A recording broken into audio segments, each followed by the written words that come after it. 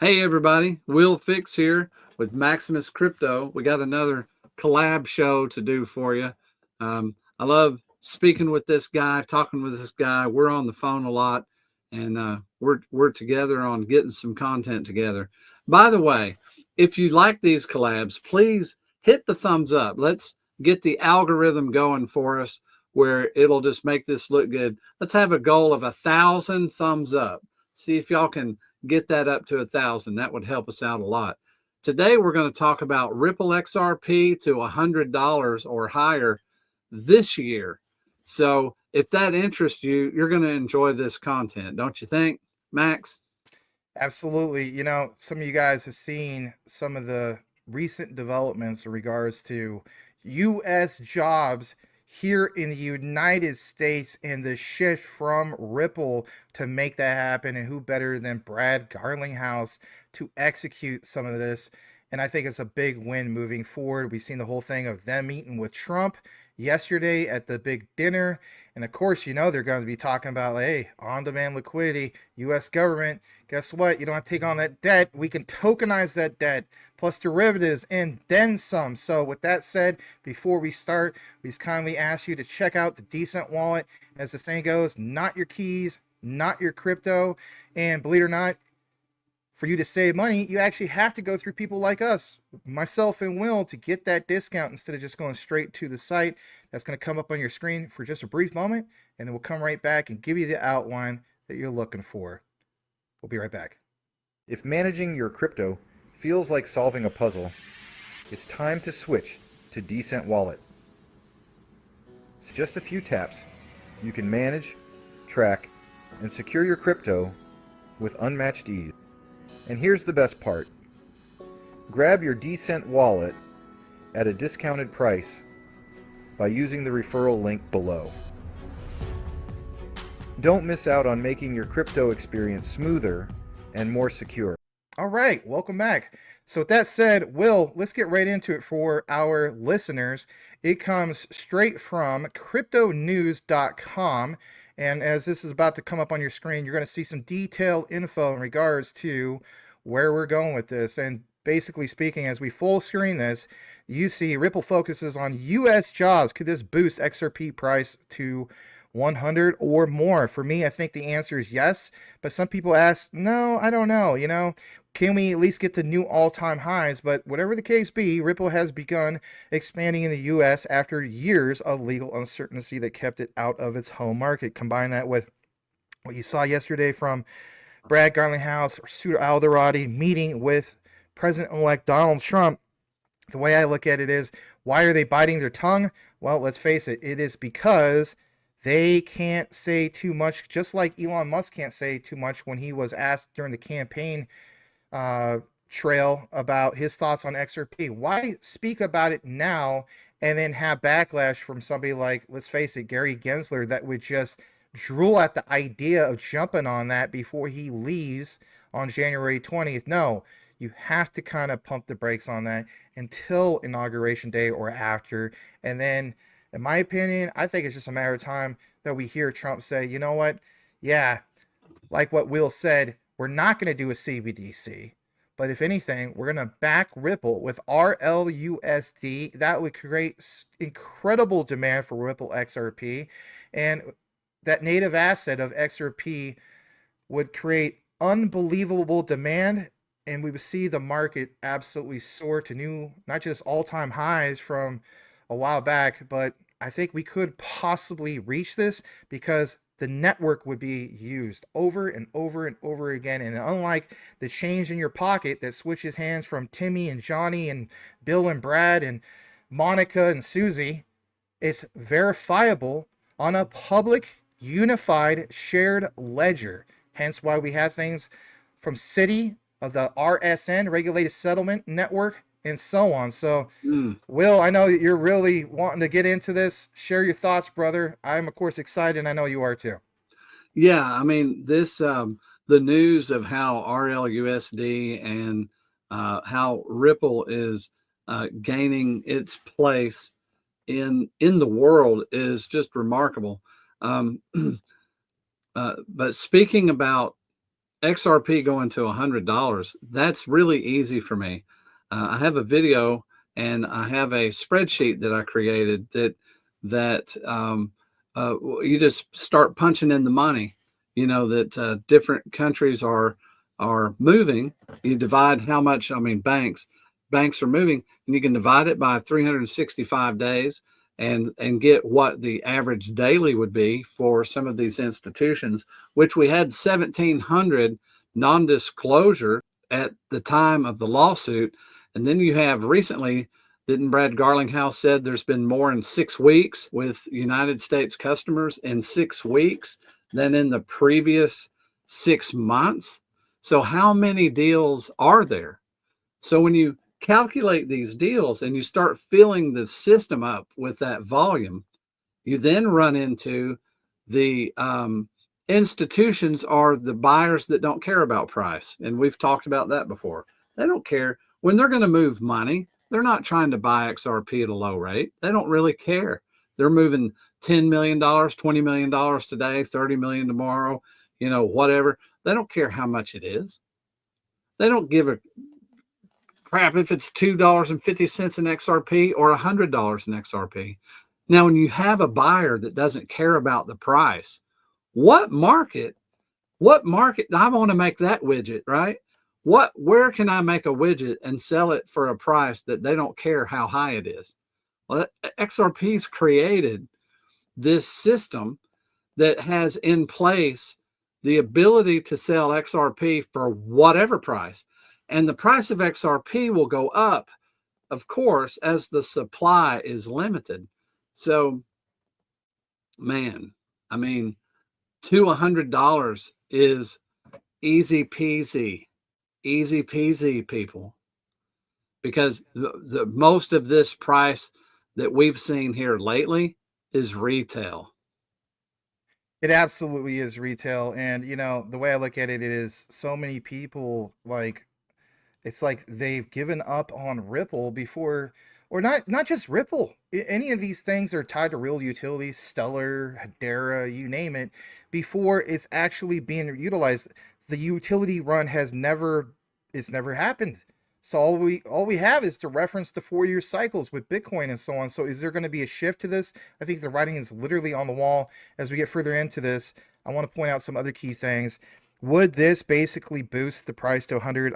Some people are saying, this is just a news publication. That's not the case. But even cited here is Brad Garlinghouse. 2025 is here, and the Trump bull market is real. For Ripple, this is even more personal after Gensler's SEC effectively froze our business opportunities here at home for years. The optimism is obvious and very deserved, right? 75% of Ripple's open roles are now in the US. Before, it used to be like Africa and some other places. Nothing against that, but like it says in the highlight, combined with the launch of Ripple's very own US denominated stablecoin RLUSD last month, this information paints a very positive picture as far as XRP's future is concerned. So we're going to get into this part about Paul Atkins on a different outline. I want to give you guys just some brief notes on my take about it and so on. So the way I look at it is basically like this. I have always been into Ripple XRP since I think my cheapest bag was like 32 cents. So it's been a while. Some of you guys have been to XRP for maybe 3-4 bull markets, if you will. Really have rode this wave, good times and bad. But it's understanding when we finally get to that adoption is when we get that clarity, the regulations in place.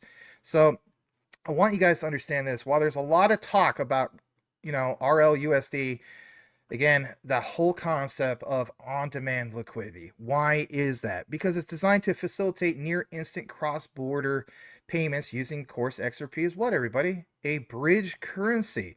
So there's going to be a lot of benefits for this, especially when it comes to the United States. The United States doesn't have to ever, technically speaking, moving forward, take on all these trillions and trillions of dollars of debt. If anything, how about this? Take the current debt, tokenize that debt on Ripple. Do you think that wasn't discussed yesterday at that meeting or the dinner? I think it was. And, here's the other thing, other than just faster cross-border transactions, I want people to understand it's cost savings. Where am I going with that?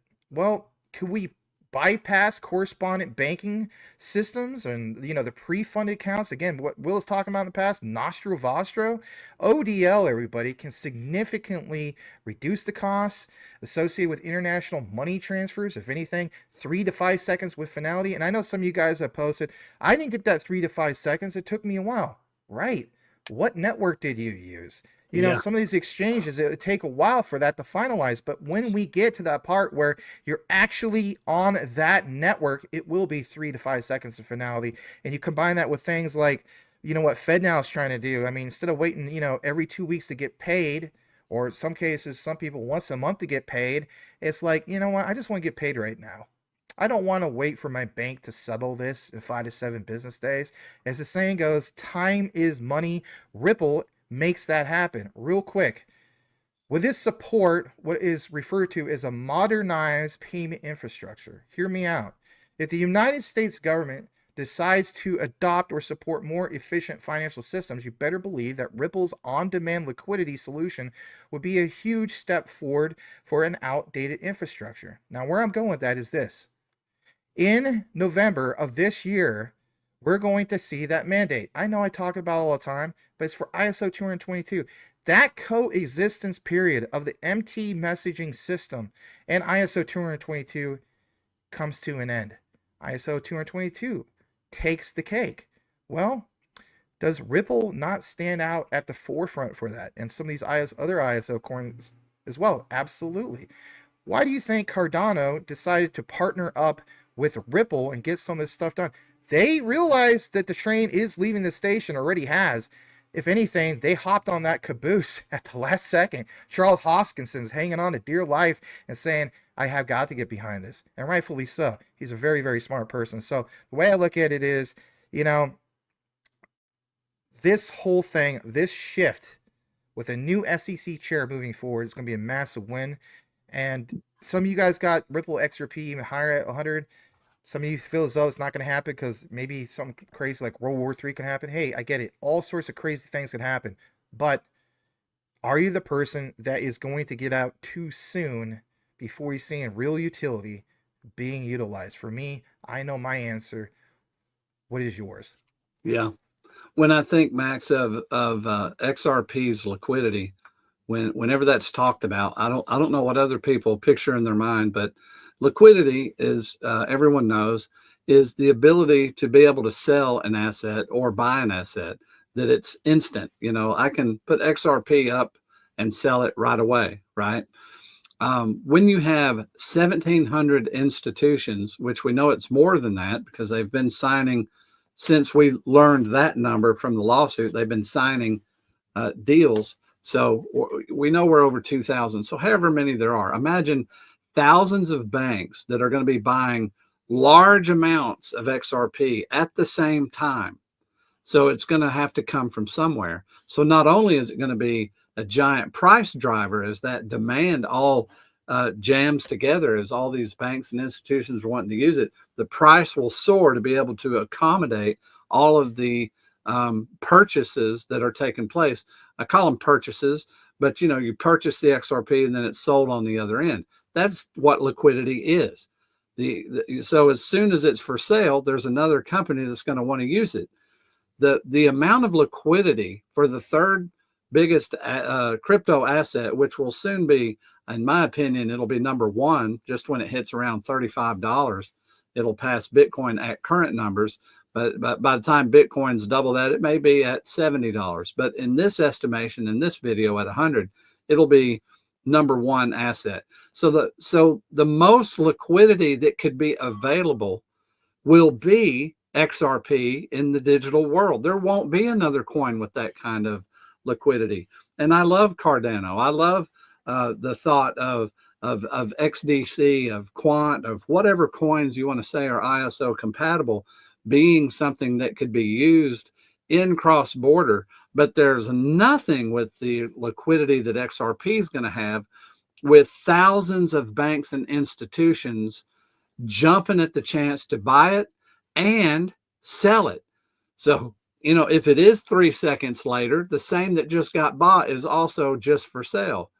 This amount of money transfer and activity, using what is it, M10, using where we have so many transactions that can take place in a second. There is not another asset, Max, that is even close to being able to provide the liquidity that XRP does. Absolutely. And the M10 is just only if it's necessary. And the way I look at it is, if we're talking about the metaverse and all these things that are coming up on the near horizon, the metaverse is already built. You know, we have gone from the stage of physical malls becoming ghost towns. You know, let's face it. I mean, I can name at least 2 or 3 malls in the Phoenix area that are basically ghost towns. So the way I look at it is virtual malls, right? Well, you and I are gamers. We met through gaming. DPG, shout out to DPG, right? Bam. Over 20 plus years. So one thing that we hated was lag, right? Yep. You get more and more people on one server, naturally creates lag. You have 10, 20 people, not so bad. But when it became 32 or 64 players, oh man, you know, and especially you have to have those high-end graphics cards rendering all that, right? We're not talking about graphics. Well, sometimes we are if it's a virtual world, right?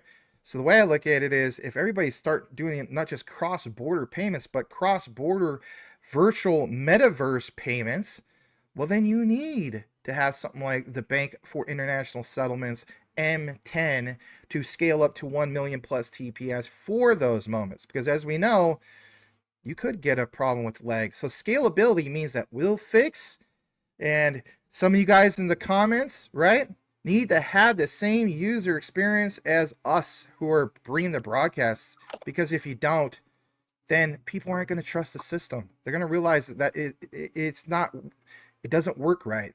We can respect that the infrastructure was built. We had tests from the RLN and the RSN to see how it's moved and how it settles. Those tests have been done, and there will be other tests, don't get me wrong. But now it's the next stage. And that next stage basically is that clarity. And I know, guys, we've been talking about this for 4 years, but the difference is the test that took place over crypto winter and where we're at now, and this new shift, whether it's a new SEC chairman, whether it's a new president-elect entering into office on January 20th, and so on. Say what you want.